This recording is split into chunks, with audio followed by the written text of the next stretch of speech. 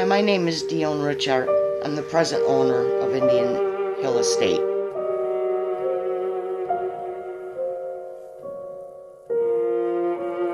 I've had over 20-30 years of personal experiences and stories shared by my mother of her experiences. Josiah Bucks, I believe, was the original builder of this property in 1791. Josiah Bucks, from what I understand, had been friends and had guests here of one of the guys that signed the Declaration of Independence.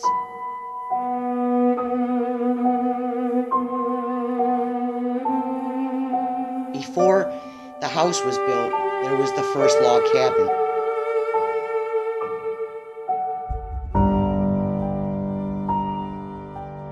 My mom had purchased this house back in the late 80s, early 90s. While during renovations, they had experienced things like hearing radios, like the old-fashioned kind of radios of like the date of 1920s or 30s, even 40s, of the radio playing somewhere in the distance, but they couldn't quite detect where it was coming from, and then it would be off.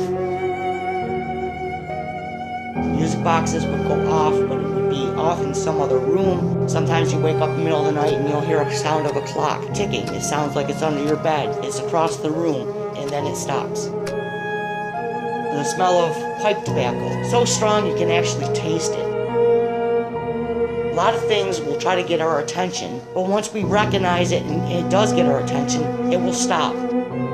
Other things like smells of perfume, smell of lipstick, the old-fashioned kind that used to come in the metal tubes. You experience feeling somebody standing behind you, and you have to look over your shoulders because you sense somebody that strongly standing behind you, or that you're being watched. The sound of footsteps down the hallway.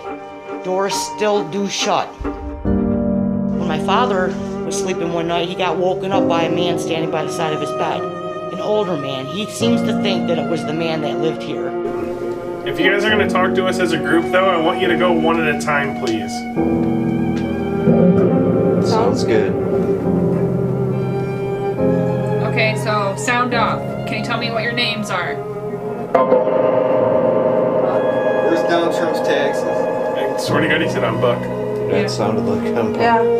When you find yourself trying to brush it off for some logical explanation and find that there is no logical explanation, what you experienced was paranormal.